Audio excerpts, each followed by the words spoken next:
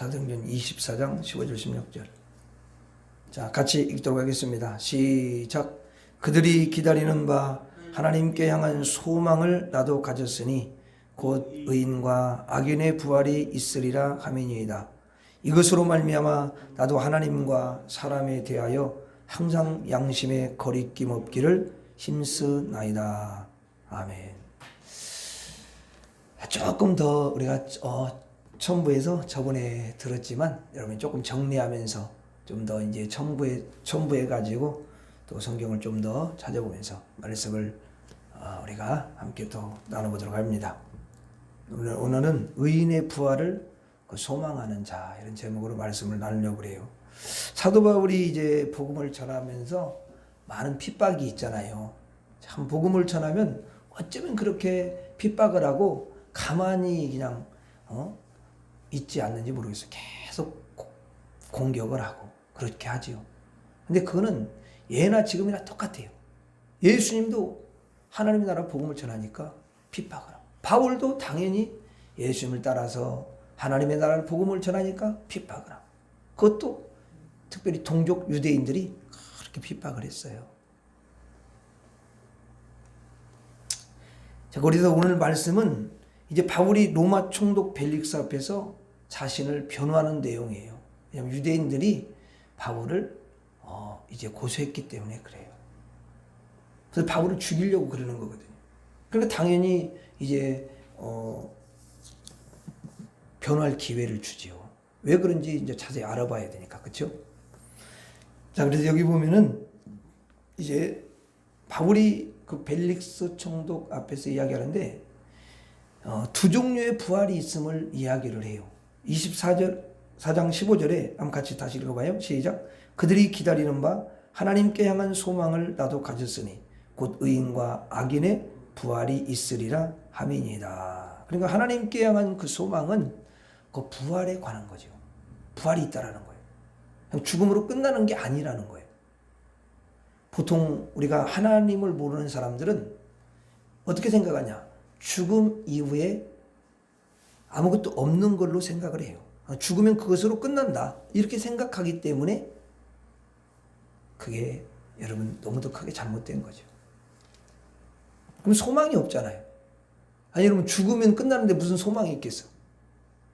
그러니까 이 세상에서 죽음 이후에 소망이 없으니까 그냥 이 땅에서 먹고 마시고 즐기고 이 땅에서 잘 살면 되는 거야. 그냥 어차피 끝나고 그 죽음 이후에는 아무 일도 일어나지 않고 죽음 이후에 무슨 뭐 부활 이런 것도 없다라고 생각을 하니까 그렇게 살아가는 것입니다. 그러니까 소망이 당연히 없지요. 네.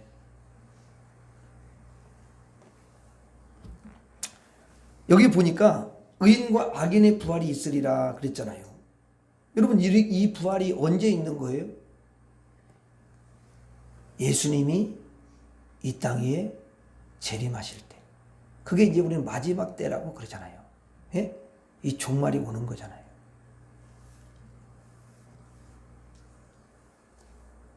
이게 예수님의 재림 때 이제 있게 되는 건데요. 세상에 수많은 사람들이 있어요. 그런데 마지막 때의 그 심판의 때, 그때에 모든 사람들에게 이 두 종류의 부활이 있게 된다는 거예요. 무슨 믿는 사람은 부활하고 믿지 않는 사람은 부활 않고, 이게 아니에요. 두 부활이 있어요. 여기 분명히 그랬잖아요. 의인의 부활이 있고 악인의 부활이 있고, 이게 모든 사람들에게 여기에 포함되는 거예요. 그리고 어떻게 보면 사람도 사람도 두 종류야. 악인이 있고 의인이 있는 거죠. 여기에 다 속하는 거예요. 문제는 의인이 되느냐 악인이 되느냐, 이게 중요한 거죠. 자, 의인이 되면 의인의 부활에 참여하게 되죠. 그런데 악인이 되면 악인의 부활에 참여하게 되는 거예요. 이 둘 중에 하나예요. 중간은 없어요.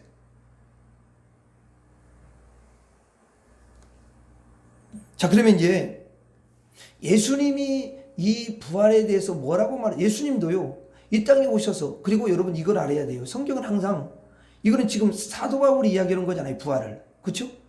의인과 악인의 부활이 있다. 그러면 여러분 보세요. 가장 우리가 정말 물론 바울 말씀도 신뢰할 수 있어요. 근데 진짜 원조는 뭐냐면 예수님이요.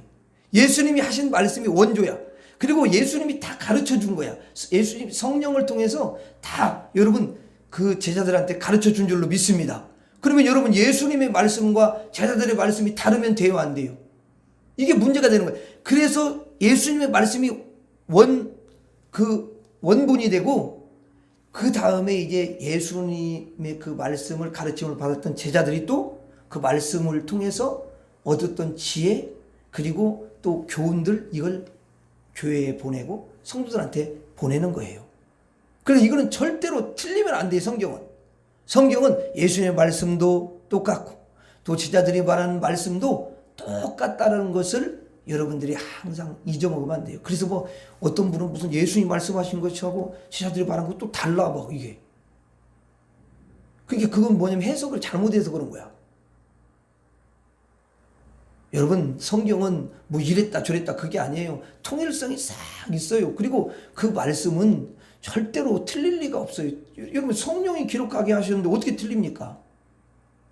그러면 문제가 생기는 거잖아요. 그렇죠? 이 성경이라는 게 그래요. 그래서 우리가 성경 읽다 보면은 이게 참 놀라운 게 뭐냐면 그렇게 오래전에 어떻게 기록하게 했는데도 어떻게 똑같냐는 거야 이게. 그 예언한 것이 또 이루어지고.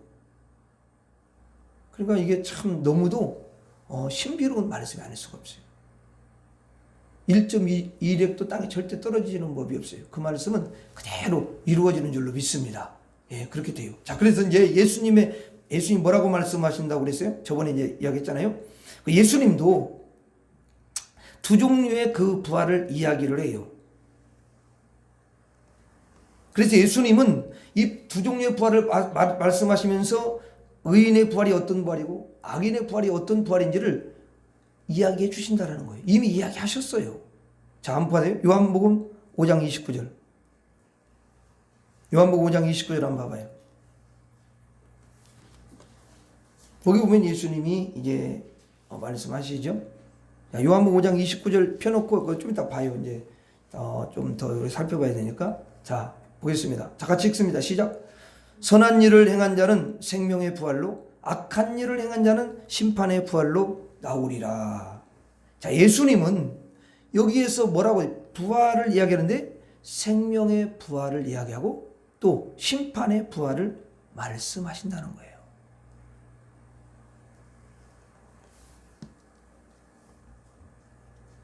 여러분 왜 심판의 부활이 있겠어요? 부활을 해. 근데 그 부활이 뭐냐면 심판을 받기 위한 부활이야. 예? 그러면 생명의 부활은 뭐예요?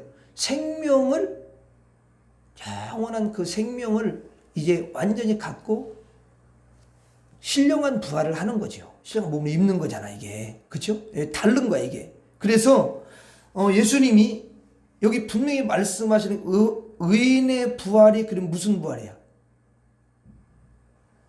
의인의 부활은 여기서 예수님 말씀하신 것하고 같이 연결을 시키면 바울이 이야기하는 의인의 부활은 예수님 말씀하신 무슨 부활하고 똑같아? 네? 아니 바울은 그 의인의 부활과 악인의 부활이라고 했잖아요. 근데 예수님이 이제 또 이 부활을 두 종류로 이야기했는데 바울이 말한 의인의 부활은 예수님 말씀하신 무슨 부활하고 똑같냐고? 생명의 부활하고 똑같은 거지. 그 다음에 악인의 부활은 이제 심판의 부활하고 똑같은 거야, 이게. 이게 똑같은 말이 다른 게 아니에요. 그걸 풀이를 조금 해야 되는 거야, 이게. 그러니까. 왜 심판의 부활로 오냐면 악인이잖아, 악인. 의인은 심판을 할 필요가 있어요, 없어요? 의인인데 왜 심판을 하냐고. 아니, 여러분, 죄 없는 사람을 심판하면 그게 바른 심판이야? 그 심판 자체가, 그러니까 세상에서는 혹시 그럴 수 있어. 왜냐면 의인을 잡아다가니까 이게 꼭 이상해가. 그리고 또 악인들은 또 그걸 또 면제를 받고 이러네. 그러니까 이거는 세상의 심판은 좀 뭐랄까 공의로운 심판이 아닐 수도 있는 거예요. 예? 왜냐면 권력의 힘에 유착이 되면은 바른 심판을 못할 수가 있어요. 자기 목이 달아나기 때문에 밥줄이 끊길 수도 있기 때문에 그런 거에 연연해. 근데 진짜 정의롭고 공의로운 이제 재판관들은 제대로 하지요. 예? 예, 확실하게 합니다. 그거 목 달아놔도 그 정도 여러분 그 정도 자신감을 가지고 그런 걸 해야지. 무슨 그런 것도 없이 무슨 재판관이 된다고 그래. 벌써 그런 것 자체가 뭐냐면 이분들의 인격이 바로 안 된 거예요. 그렇잖아요, 여러분. 적어도 법관 정도 되려면은 여러분 정말로 떳떳해야 되잖아, 이게. 그렇죠? 권력하고 여러분 손잡으면 안 돼요. 거기에 뭐 두렵고 떨구면 그거는 이미 틀렸어요. 이미 틀린 거예요. 그건 안 되는 거예요. 예수님이 언제 여러분 무슨 그 권력 앞에 무릎을 꿇고 이런 적 있어요? 없죠? 세례 요한도 어때요? 여러분 당당 죄 지었으면요 얼마나 무섭게 책망을 하고 그랬어. 그러니까 참수형도 당하는 거야, 세례 요한이. 너무 무서우니까 저 사람 너무 불의를 너무 그냥 완전히 날카롭게 이야기 지적하고 그러니까 없애야 되겠다. 그래가지고 마귀의 사주를 받으면서 죽이는 거야. 이게 악한 일이지만. 그래서 악인의 부활이니까 심판의 부활이 그들에게 있는 거죠. 악인이니까.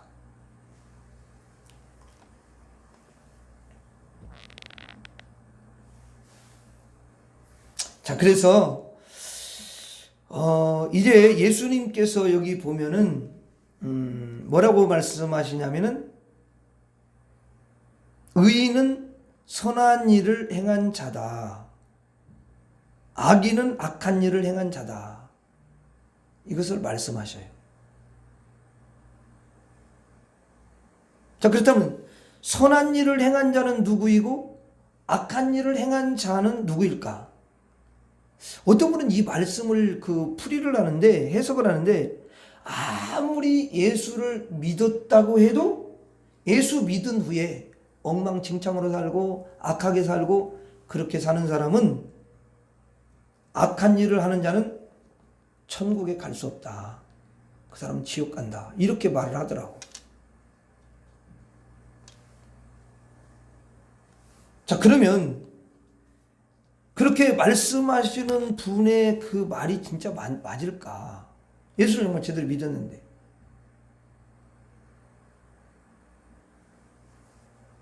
여러분, 예수 믿고도 거짓말도 할 수 있고, 예수 믿고 또 때로는 사기도 치고, 또 예수 믿고 또 여러분 그 돈 앞에 그냥 또 무릎 꿇고 이런 사람들이 있단 말이에요. 예? 이 바르지 못한 사람이 있어요. 근데 예수 믿었는데 그런 일을 계속 물론 하는 건 아니겠지만 이렇게 또 중간중간 하겠죠. 그런 사람이 그런 연약함이 보입니다. 그럼 그런 사람은 거기 다 악한, 세상 사람이 볼 때 악한 건데 그런 악한 일을 하면은 다 지옥 가냐? 예수님이 말씀하시는 그 악한 일이 세상 사람들이 이야기하는 그런 악한 일일까? 그게 중요한 거죠. 그런 것 가지고 천국 가지 못하고 지옥 가게 하고 그렇게 하는 걸까? 자, 그러면 예수님은 이 말씀을 직접 예수님이 말씀하신 건데, 이 선한 일과 악한 일이 세상에서 사람들이 말하는 그 악한 일과 선한 일일까를 한번 말씀을 통해서 보자는 거예요, 그거를. 자, 이 29절을 한번 봐요. 이제 쭉 이어지는 거죠, 그게. 29절의 문맥을 살펴보면서 예수님이 말씀하시는 선한 일과 악한 일이 무엇인지 한번 정확히 보도록 하겠습니다. 자, 29절에 앞선 구절이 있어요. 29절의 앞선 구절. 앞선 구절이 24절을 한번 봐요. 요한복음 5장 24절. 자, 거기 연결해가지고 이렇게 봅니다. 한번 봅니다. 24절 같이 읽어봐요. 시작. 내가 진실로 너희에게 이르노니 내 말을 듣고 또 나 보내신 이를 믿는 자는 영생을 얻었고 심판에 이르지 않으니 사망에서 생명으로 옮겼느니라. 자, 여기 말씀에 보면은 예수님께서 영생을 얻는 유일한 조건이 뭔지를 우리에게 가르쳐 주셔요. 자, 그게 뭐냐면 내 말을 듣고, 내 말이야. 그러니까 누구 말이야 이게? 예수님의 말이야. 근데 예수님의 말을 듣고 거부만 하지 않고 받아들이는 사람은 이게 지금 예수님의 말씀을 받는 것이고 예수님을 받아들이는 거라는 거예요. 예? 이게. 그 다음에 또 뭐라고 돼 있어요? 또 나 보내신 이를 믿는 자. 나를 보내신 분 누구야? 하나님이시잖아요? 그러면 예수님을 믿고, 아니 예수님의 그 말씀을 듣고 또 하나님을 여러분 믿는 사람은 뭘 얻는다고 돼 있어요? 영생을 얻었고. 자, 이거 중요한 거는 영생을 얻은 거라는 거야.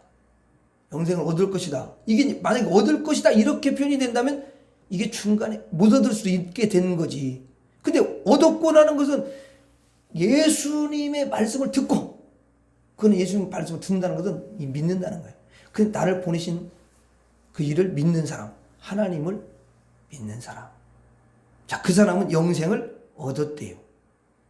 자, 영생을 얻고 어디에 이르지 아니한대요? 심판에 이르지 않는다는 거야. 이거 참 중요한 표현이야. 이게 단어 하나가 너무 중요한 게 뭐냐면 영생을 얻었어. 자, 영생 얻은 사람은 심판이 있는 거예요, 없는 거예요? 아니, 영생을 얻었는데 심판을 받으면 큰일 나잖아, 이게. 그러면 또 그것도 문제가 된 거야. 영생을 얻었는데 심판을 또 받는다면 그것도 문제가 된다고. 아니, 영생을 얻었는데 심판을 만약에 받는다면 그 사람 천국도 못 갈 수도 있다라는 의미가 된다거든, 이게. 뉘앙스가 그래요. 근데 예수님은 정확해. 영생을 얻었고 심판에 이르지 않는다. 예수님이 심판을 안 한다. 예수님이 심판장이잖아. 그래요, 안 그래요? 심판하는 권세를 하나님께서 누구에게 줬어요? 예수님께. 그 요한복음에 그런 게 다 나와. 이게 너무 중요한 것을 요한복음에 다 나와 있어요. 그 예수님이 심판권을 가지고 있으니까 예수님 믿었어. 그러면 영생을 얻고 이미 얻었고 심판을 안 한다는 거야, 그 사람한테는. 근데 말씀을 이상하게 이렇게 잘못 해석할 때가 있단 말이에요. 믿는 사람을 심판한다는 말을 사용하면 안 돼요. 그리고 혹시 성경에 그 믿는 사람에게 심판하는 것 같은 그런 구절이 좀 있으면 그건 믿는 사람을 심판한다라는 의미가 아니라 예수님이 거기에 대해서 판단하신다. 그렇게. 판단. 예? 그 의미가 판단이라는 의미로 해석을 해야지 심판이라는 의미로 해석하면은 벌써 예수님의 말씀과 안 맞기 때문에 그 해석이 뭔가 잘못되게 된다. 그 말이죠. 그러면 또 툭 하면 그런 분들이 하는 말이 그럼 지옥 가. 이런 말을 너무 쉽게 말을 하는 거야. 왜? 심판이니까. 너도 심판한다고 돼 있지 않냐? 왜 그렇게 엉터리로 살면 예수님 심판해요? 안 해요? 그럼 사람들은 그 단어를 딱 보니까 심판이라고 써있거든? 그러니까 크게는 소리는 못하지만 기어가는 소리로 심판한다. 이렇게 말한다고. 그렇다고 해서 심판받는 것도 아니고 말을 한다고 해서 심판받는 거 아니고 그거는 잘못 해석해. 항상 성경은 전체적인 그 여러분 숲에서 나무를 해석해 줘야 봐야지. 어떤 한 부분만 보놓고는 그걸 해석하고 그러면 잘못되면 그게 이단이나 사이비 같은 그런 해석이 될 수가 있어요. 왜? 문맥을 다 제쳐놓고 예수님 말씀도 제쳐버리고 그냥 그거 하나 가지고 쪽 뽑아가지고 오면은 아니 그렇게 해석하려면 그렇게 해석 못 들은 사람이 누가 있어? 다 하지. 그래서 중구난방이 되는 거예요. 그러니까 여러분 여기서 해석이 다르고 저기서 해석이 다르고 아니 어떻게 그렇게 해석이 다를 수가 있냐고. 예수님 해석이 다르고 또 지자들 해석이 다르고 이런 누구 걸 믿어야 되는 거야. 그래서 좋아요. 그러면 우리는 예수님 말씀하신 걸 믿읍시다. 아멘. 아니요, 그렇다고 제자들 말씀 믿지 말라 그 말 아니야. 아니, 예수님 원본이니까 그걸 먼저 받아들이고 그러면 거기 조금 해석이 좀 이상하면 이거 무슨 해석일까? 이거 궁금하게 생각하고 그 부분에 대해서 연구하고 그 부분을 주님 앞에 물어보다 보면 주님이 지혜를 주실 거 아니에요. 똑같으니까. 그렇겠죠? 예? 여러분 그래요. 성경을 해석하는 것이 참 이게 그래서 사실 목사도 진짜 그 성경을 많이 봐야 되고요. 일단은 방법이 없어요. 신학교 나온다고 해서 여러분 그 성경 해석 무조건 다 되는 게 아니에요. 성경을 많이 읽어야 돼요. 신학교에서 해석하는 방법을 가르치긴 해도 성경을 많이 읽은 사람하고 그냥 그 해석하는 원리만 배운 사람하고는 다를 수가 있다고요. 예? 성경을 잘 모르니까. 그렇잖아요. 아니 여러분 한 3번 읽고는 성도한테 설교하면서 가르치는 과 30번 읽고 성경 가르치는 사람과 100번 읽고 성경 가르치는 누가 훨씬 잘 알겠어요?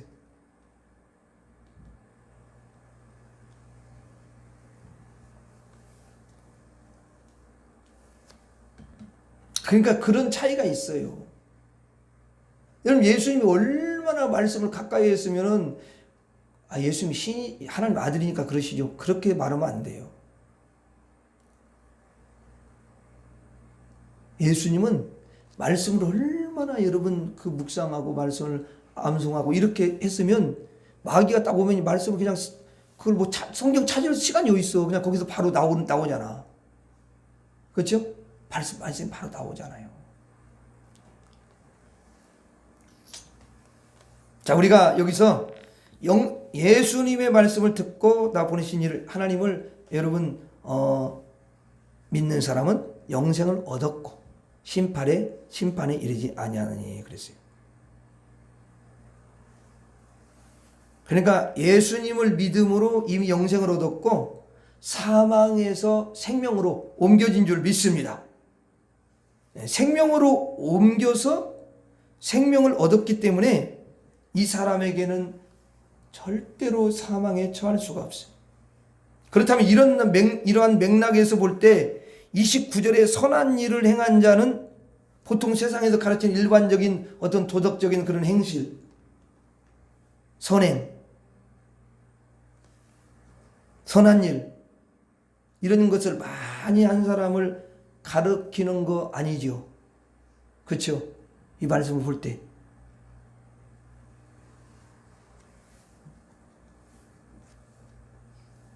여러분 예수 안 믿어도요. 예수 안 믿는 사람 중에 선한 일 진짜 엄청나게 선한 일 많이 하는 사람이 있어요. 그럼 그 사람이 생명의 부활로 나오는 거야?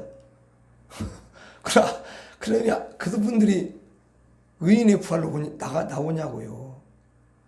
아니 그걸 한번 생각을 해봐야지 우리가. 진짜 나보다 선한 일을 더 많이 하더라고. 나는 돈을 두고 기증한 적도 없는데 돈이 없어가지고. 근데 그분은 막 매덕을 대학 기증을. 야, 나하고는 비교가 안 돼. 그럼 나는 뭐예요? 그럼 그런 걸 비교하면은 여러분, 이게 문제가 생기는 거라니까. 그렇잖아요. 그런 거 선한 일이긴 한데, 그건 세상 사람들이 이야기하는 선한 일이고 예수님이 말씀하시는 선한 일하고는 차원이 달라, 차원이. 그런 선한 일이 아니라고.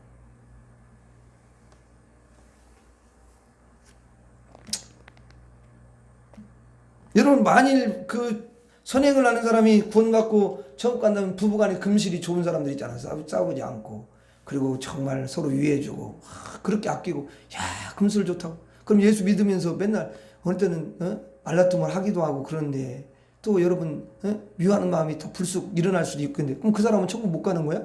선한 일 안 했으니까. 그렇잖아. 우리 생각을 조금 해면은 그런 것 가지고 뭐 이렇게 천국과 지옥을 결정하고 그렇게 한다면 여러분 이거는 사실 예수님 가르쳐주는 그 진리하고는요 맞지 않는 거예요.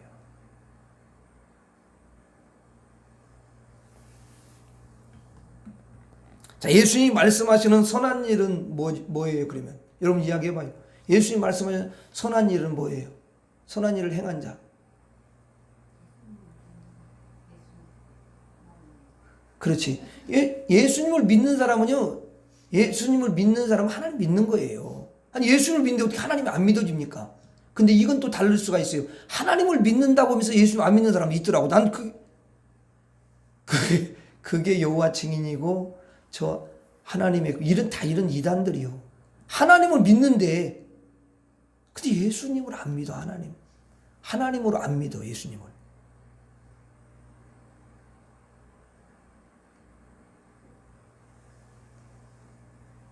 그래서 예수님을 믿는 게 일단은 너무 중요해요. 예수님을 믿는다는 것은 하나님을 믿는 것이고, 근데 하나님을 믿는다는 건 원래 예수님 믿는 건데, 하나님을 믿으면서 예수님 안 믿는 사람이 있기 때문에 이 말은 조금 생각을 해야 되는 거예요. 그래서 예수님이 먼저 내 말을 듣고 이 말을 먼저 하는 거야. 근데 내 말 안 듣잖아, 저 사람들은. 그렇죠? 안 듣죠? 안 믿는다는 거잖아. 안 듣는다는 건 안 믿는다는 거예요. 예수님 말씀 그대로 안 믿어. 그게 조금 이 부분이 참 예수님이 아마 이 말씀을 하실 때 뭔가 생각을 하시고 말씀을 하신 거예요, 이게. 그때 당시에도 예수님을 여러분 신성을 부인하는 그런 어떤 사람들이 있었거든요. 그게 이단인데 그게 쭉 내려오면서 현대에도 그게 있는 거야.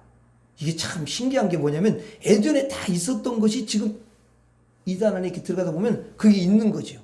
그런 잘못된 그런 교리가 있는 거예요. 자, 그래요. 맞았어요. 예수님을 믿고 영생을 얻는 사람이죠. 그 사람은 예수님 말씀하신 생명의 부활로 나오고 바울이 말하는 의인의 부활에 참여하게 되는 거예요.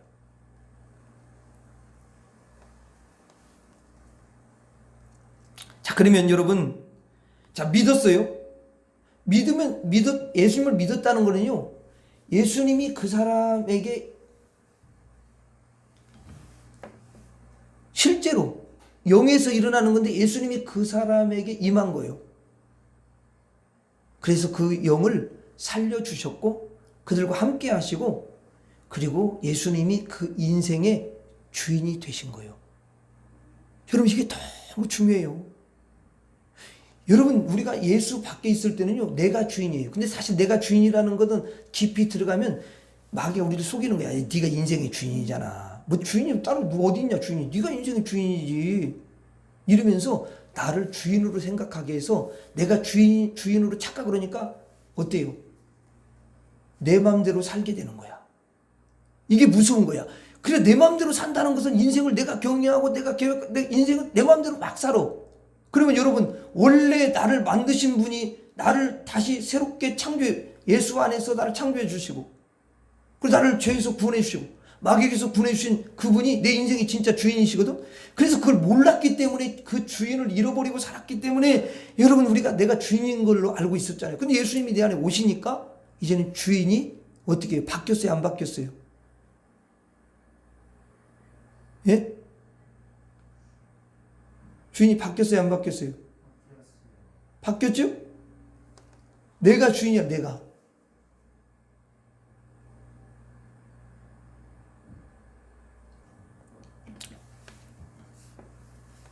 자, 그러니까 이제 예수님을 마음에 모셔드리면 어떤 일이 일어나냐? 그 믿음이 들어오면, 믿음이 원래 없었잖아요. 근데 믿음이 이렇게 들어오기 때문에 그 믿음의 결과가 있어요. 뭐냐면 예수님이 나의 주인이야. 야, 예수님이 나를 이렇게 정말 멸망의 자리에서 건져주셨고, 야, 나는 악인으로 살았고, 그래서 그 악인의 삶을 살다가 나는 나중에 죽어서, 그리고 나중에 이 악인의 부활을 해서 심판에 그 부활에 임하게 되는구나. 이것을 여러분 모르겠냐고. 다 그걸 알고, 그런데 주님이 여기에서 나를 갖다가 건져주셔서 나는 이제 예수님을 통해서 생명의 부활로, 그리고 예수님을 내 인생의 주인으로 그렇게 모시고 살게 해주셨으니 참 너무도 감사하다. 그게 여러분, 인생의 주인으로 모신다는 게 단지 그냥 주인 이렇게 생각해야, 주인이라는 것은 그 사람의 인생의 모든 것을 책임져 주시고 인도해 주시고 도와주시고 해결해 주시고 이렇게 하신다는 거예요. 그 주인이라는 게 그거예요. 그러니까 예수님을 주인으로 모신 사람은요, 근심 걱정이 있을 수가 없어요. 사실은 예수님이 그랬잖아요. 야, 너 근심 걱정 있지? 예수님 있지요? 야, 나에게 맡기면 돼. 예수님이 누구니까? 죄이니까. 예수님이 주인이잖아, 주인. 그러니까 주인이라는 건 그 근심 걱정도 해결해 주신다, 그 말이야. 아멘. 다 해결해 줄 수 있는 거예요. 그게 주인이셔요. 여러분, 세상에서는 주인이라 할 때도 때로는 해줄 수 있는 게 있고 못 해줄 것도 있고 그러잖아요. 능력이 한계가 있으니까. 그러나 예수님은 다 해주시죠. 이것을 믿는 뭐예요? 믿음을 가졌단 말이야. 자, 그럼 여러분, 이게 잘 생각을 해보자고. 이 믿음을 가졌으면 그 믿음이 있는 사람과 없는 사람은 차이가 분명히 있잖아요. 그럼 믿음을 가진 사람은 믿음의 결과가 있어. 그게 뭐냐면 열매가 있는 거야. 그게 선한 열매가 오는 거야. 왜 그러냐면 예수님을 딱 믿는 사람은 선한 나무라고 예수님이 그랬어.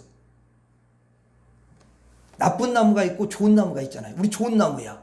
왜? 예수님이 좋으신 분인 좋으신 예수님을 모셨더니까 좋은 나무가 된 거야, 내가. 그러면 좋은 나무에는 무슨 열매가 맺히겠어요? 나쁜 열매가 맺히겠습니까? 절대 그러지 않죠. 좋은 열매가 맺게 돼 있죠. 그래서 여러분 그 믿음을 분명하게 그 믿음을 우리가 놓치지 말고 그 믿음을 가지고 살아야 되는 거예요. 자, 거기까지 가야. 근데 믿음을 받은데 어떤 사람은 그 믿음을 실제로 사용을 하지 않는. 왜냐면 예수님이 내 주인이셔요. 예수님 제가 이런 문제가 있는데 저를 도와주세요. 그리고 주님께 도움을 요청할 수가 있잖아요. 그렇잖아요, 여러분. 이게 신앙생활입니다. 아니, 그럼 여러분, 믿지 않는 사람하고 믿는 사람하고 무슨 차이가 있겠어요?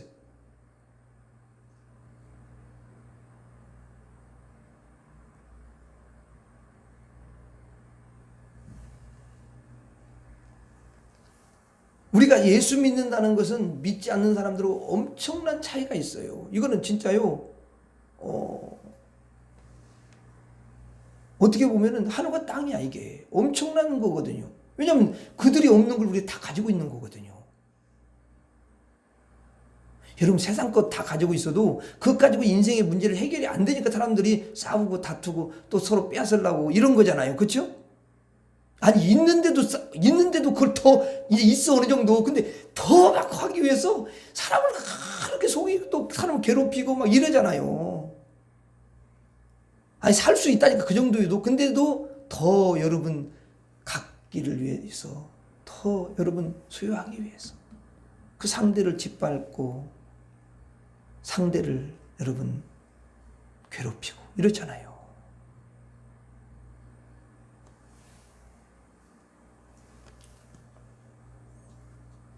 그러니까 결국은 악한 일이라는 건 뭐냐면 예수님 자체를 거부하는 거예요. 그 영이 자체를 거부해. 근데 그것이 이제 겉으로 나타나는 거죠. 예수님 그 육체도 거부해. 예수님 말씀을 거부해버려요. 외면해버려요. 근데 이 선한 일을 행한 자는 뭐냐면 예수님 말씀하시면 맞다. 진리야. 그리고 그걸 받고 예수님 말씀을 그대로 믿는 거야. 그러니까 예수님을 여러분 당연히 영접하겠죠. 그러면 예수님이 그 안에 오셔서 예수님의 믿음을 딱 주는 거야. 그래서 그 예수님의 믿음을 가지고 사니까 예수님을 그대로 믿고 또 예수님을 믿기 때문에 이렇게 행할 수 있고 또 그렇게 순종하며 갈 수 있고 그러는 거 아니겠습니까? 그렇죠? 예, 진짜 그래요. 자, 그런 사람은 반드시 여러분 의인의 부활에 참여하게 될 줄로 믿습니다. 여러분들이 예수님을 다 마음속에 모셨죠? 그러면 모든 죄가 다 씻어졌어요. 자, 그렇다면 여러분 의인이시죠? 여러분들은 예수님 말씀하신 생명의 부활에 참여하게 될 줄로 믿습니다. 그리고 의인의 부활에 다 여러분 거기에 이르게 돼요. 자, 그러면 의인의 부활을 소망하는 자는 어떻게 살아가야 되냐? 자, 24장 16절 한번 읽어봐요. 16절 시작. 이것으로 말미암아 나도 하나님과 사람에 대하여 항상 양심에 거리낌이 없기를 힘쓰나이다. 자, 여기서 이것은 무엇을 말하죠? 앞에 15절에 의인과 악인의 부활을 말하겠죠. 의인과 악인의 부활. 그렇죠? 그러니까 바울이 그 부활의 소망을 가지고 있기 때문에 의인과 악인의 부활로 말미암아 나도 하나님과 사람에 대해 항상 양심에 거리낌이 없기를 힘쓰나이다 그랬어요. 자, 여기 양심은 바울이 지금 말하는 양심은 예수 믿고 난 후에 살아난 양심이야. 원래 이제 양심이 죽어 있는 거야. 그러면 여러분 보세요. 세상 사람들이 말하는 양심하고 여기 양심은 달라요.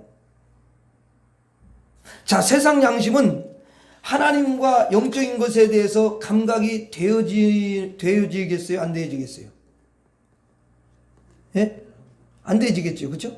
될 수가 없지. 자, 그래서 성경이 뭐냐면 화인 맞은 양심이다 이런 표현을 쓴단 말이야. 디모데전서 4장 2절에 자기 양심이 화인을 맞아서 외식함으로 거짓말하는 자들이다. 이들은 누구냐? 다시 그 앞절에 뭐냐면 4장 1절에 이렇게 돼 있어. 그러나 성령이 밝히 말씀하시기를 후일에 어떤 사람들이 믿음에서 떠나 미혹하는 영과 귀신의 가르침을 따르리라 하셨으니. 자, 여러분, 예수가 없는 사람들, 종교인들을 말하는 거죠. 불신자를 가리켜요. 근데 교회 안에 들어왔는데 예수님이 그 안에 없는 거예요. 그래서 믿음에서 떠나고 이 귀신의 미혹하는 영과 귀신의 가르침을 따라서 사는 거야, 이 사람들. 자, 예수님을 믿으면 이제 화인 맞았죠? 근데 화인 맞았던 이거 화인 맞았다는 건 죽은 거야. 죽은 양심이 살아난다, 그 말이야. 아멘? 야, 여러분, 이게 중요해. 어떤 분은 또 이걸 갖다가 뭐라고 이야기하냐면, 아니, 그 양심들이 다만이 화인 맞아갖고 감각이 안 되고 믿는 사람한테 막 그러는 거야. 여러분, 그 말이 맞냐는 거야. 잘못됐죠? 예? 이거는 믿는 사람한테 이야기하는 게 아니잖아. 지금 디모데전서 4장 1절과 2절에서는 그 말이 아니에요.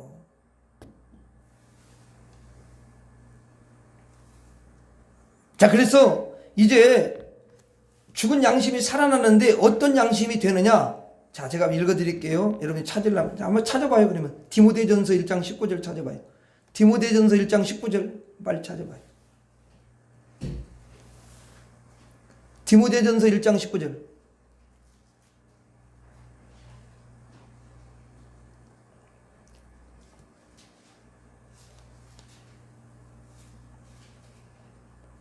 자, 같이 읽습니다. 시작. 믿음과 착한 양심을 가지라. 어떤 이들은 이 양심을 버렸고 그 믿음에 관하여는 파선하였느니라 그랬어요. 착한 양심이 있는 거야. 여러분, 착한 양심이, 불신자가 착한 양심을 갖고 있냐고요. 이건 믿는 사람이 갖는 거야. 아멘? 착한 양심. 그 다음에 디모데전서 3장 9절도 봐요. 3장 9절에 보면 이런 말씀이 있어. 깨끗한 양심에 믿음의 비밀을 가진 자라야 할지니. 이게 지금 지도자들을 세울 때 이렇게 깨끗한 양심. 그러니까 이 말은 거듭나가지고 그 깨끗한 양심을 가진 거야. 아멘? 예, 이게. 그러니 착한 양심이나 깨끗한 양심은 예수 믿음으로 예수님이 주시는 그런 양심인 줄로 믿습니다. 그런데 이런 양심도 있어요. 어떤 양심이냐면 디도서 1장 14절 15절에 보면 이런 말씀이, 제가 한번 읽어드릴게요. 유대인의 허탄한 이야기와 진리를 배반하는 사람들의 명령을 따르지 않게 하려 함이라. 깨끗한 자들에게는 모든 것이 깨끗하나 더럽고 믿지 않은 자들에게는 아무것도 깨끗한 것이 없고 오직 그들의 마음과 양심이 더러운지라 그랬어요. 양심이 더럽다고 했어요. 자, 여러분, 이 양심은 예수 믿지 않는 자들이 갖는 그런 양심이요. 더러운 양심이죠. 그러니까 유대인들 가운데 그런 사람들이 있는 거지. 그러니까 예수 믿어야 양심이 제대로 작동을 하는 줄로 믿습니다. 영이 살을 때 그 양심이 작동을 해.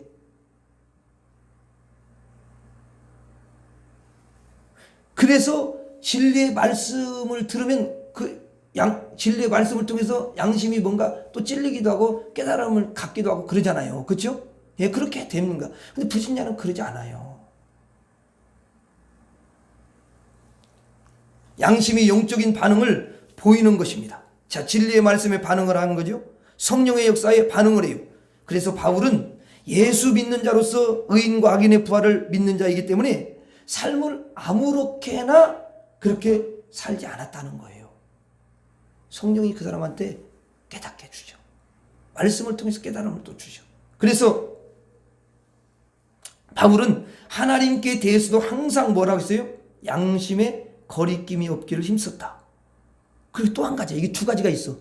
그리고 뭐라고 했냐면 사람에 대해서도 항상 양심에 거리낌이 없기를 힘쓰며 살았대요.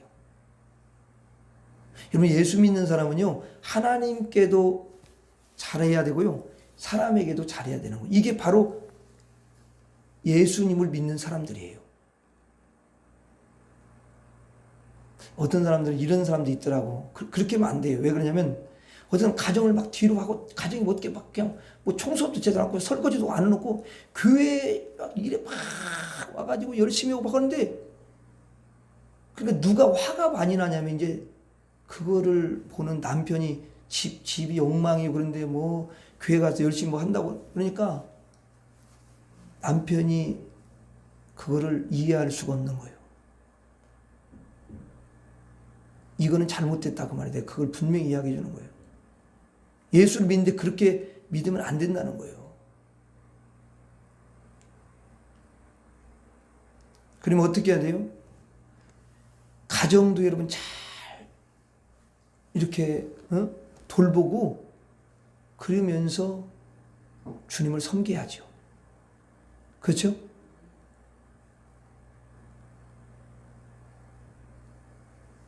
오히려 그 사람 조금 믿음이 약하고 아니면 뭐 그 가정에 믿지 않는 사람이 있다면은 오히려 덕을 세우려면 교회를 소홀히 하라 그 말은 아니에요. 근데 거기에 먼저 내가 빨리 그 부분을 좀 이렇게 정리를 하고 주님을 섬기면 덕이 된다 그 말이에요. 그게 그게 그 부분이 너무 중요해. 그래서 믿음으로 사는 사람은, 게으른 사람은 절대 믿음으로 살 수가 없어요. 부지런해야 돼. 그리고 지혜가 있어야 돼. 지혜가 있는다는 건 뭐냐면 뭔 일을 탁탁탁 처리를 탁탁 이렇게 막 하루 딱 눈치껏 해가지고 딱 할 수 있는 그런 지혜가 쫙 들어와야 돼. 그러지 않으면 이게 뭐 일을 하는데 복잡한 거야. 이게 잘 안 돼.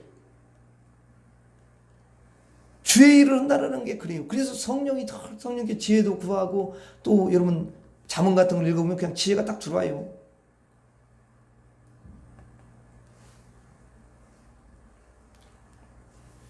아니면 이제 믿음에 먼저 앞서서 막 믿음으로 달려가는 사람들한테 또 이야기를 물어보고 그러면 그 사람들 또 이제 하나님이 주신 지혜를 이야기해 주겠죠.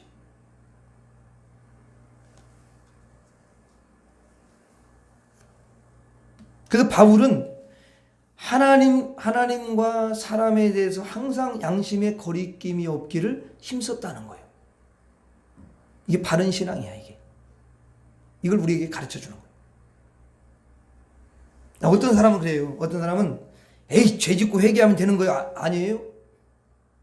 죄 짓고 회개하면 되지 뭐. 이렇게 말하는 사람도 있어요. 그런데 이 말은 엄밀히 말하면 잘못된 거예요. 이거는 뭐냐면 마귀에게 속는 거야. 여러분 이런 사람의 회개가 진짜 회개가 될까요? 이런 사람이 하는 회개가 안 됩니다. 이거는 말뿐인 회개지. 그게 그냥 말로 그렇게 하는 거지 실제로 여러분 회개는 내가 하는 것도 아니야. 주님이 회개의 은혜를 주셔야 되는 거죠.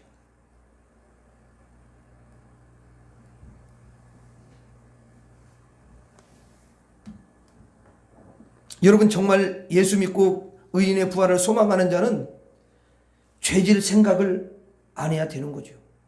그리고 여러분 죄 짓는 것을 두려워해야 되는 거죠. 그리고 죄를 멀리해야 되고 악은 모양이라도 버리라고 했으니까 그렇게 해야 되는 거죠. 그런데 인간은 육체를 가지고 있어. 연약해. 그러면 이렇게 살다가 혹시 순간 여러분 실수도 할 수 있고 또 죄를 범할 수도 있고 미끄러질 수도 있고 넘어질 수도 있고 시험도 이런 일이 있을 수 있습니까? 없습니까? 아니, 대답해봐. 있어요? 없어요? 아니, 있는 거 이거는. 왜냐면 인간이 육신에 연약함이 있단 말이에요. 그냥 그렇게만 사세요. 죄 지면 절대로 안 돼요. 이렇게만 말하는, 물론 그렇게 죄를 짓지 말아요. 그런데 인간은 그렇게 당연히 죄질 생각을 안 해야 되고 이렇게 해야지만 순간 마귀한테 속아서 아니 연약해서 여러분 얼마든지 죄를 범할 수가 있어요. 미끄러울 수 있어요. 그걸 항상 잊어먹으면 안 돼요. 그럴 수는 있어. 그런데 그렇게 여러분 정말 자기가 죄를 안 지으려고 하고 정말 주님의 뜻대로 살려고 하고 그렇게 하는 사람이 순간 죄를 졌으면 그의 여러분 양심에 그의 마음에 어떤 생각이 들겠어요? 주님 죄송해요. 금방 자기가 죄를 졌을 때 그게 여러분 그런 마음을 가지고 사는 사람은요 금방 깨달아지게 돼 있어요. 왜 그러냐면 하나님의 그 중심을 알고 성령 그 사람의 중심이 너무 아름답잖아요. 그래서 성령이 바로 깨닫게 해가지고 죄를 회개할 수 있도록 그렇게 은혜를 주시는 줄로 믿습니다. 그렇게 하시더라고. 그러니까 참 감사해. 우리가 그렇게 정말 그렇게 그래 그렇게 살려고 하고 깨끗하게 살려고 하는 그런 중심이 너무 중요한 거죠. 여러분들은 복음의 말씀을 듣고 예수의 피로 더러운 모든 죄를 씻김받고 다 의인이 된 줄로 믿습니다. 그리고 이제 우리들은 다 의인이 됐기 때문에 의인의 부활을 소망하면서 살아가고 있는 분들이죠. 예, 진짜 그래요. 여러분들은 장차 의인의 부활에 참여해서 주님께 칭찬받고 최고의 면류관을 받기 위해서 우리가 할 수 있는 것이 뭐예요? 하나님과 사람 앞에 항상 양심에 꺼리낌이 없기를 힘쓰는 그런 사람들이 되어야 될 줄로 믿습니다. 마지막으로 한번 따라서 하겠습니다. 예수 믿고 의인 되게 하시니 감사합니다. 의인의 부활에 참여케 하시니 감사합니다. 하나님께 양심에 꺼리낌 없이 살겠습니다. 사람에게 양심에 꺼리낌이 없이 살겠습니다. 기도하겠습니다. 하나님 아버지, 너무도 짧은 인생을 살아갈 때 우리가 이제 예수님께서 우리가 한 것도 아무것도 없는데 예수님이 친히 우리를 위해서 십자가에서 피 흘려 주시고 그 피로 우리의 모든 죄를 씻어 주시고 우리를 의롭게 만들어 주시고 의인이 되게 해주신 것 너무도 감사합니다. 하나님, 의인의 부활을 더 소망하며 살게 하시니 너무도 감사합니다. 주님 부활할 때, 주님 앞에 섰을 때 참 너는 어쩌면 그렇게 아름다운 믿음으로 살았니? 하나님과 네가 사람 앞에 항상 양심이 꺼리낌이 없기를 그렇게 힘쓰지 않았느냐? 주님이 그렇게 말씀하시며 칭찬하시고 우리에게 귀한 면류관을 주실 줄 믿습니다. 남은 생애 동안에 하나님과 사람에게 항상 양심이 꺼리낌이 없기를 힘쓰는 우리 모두가 되게 주옵소서. 예수님 이름으로 기도 올리옵나이다.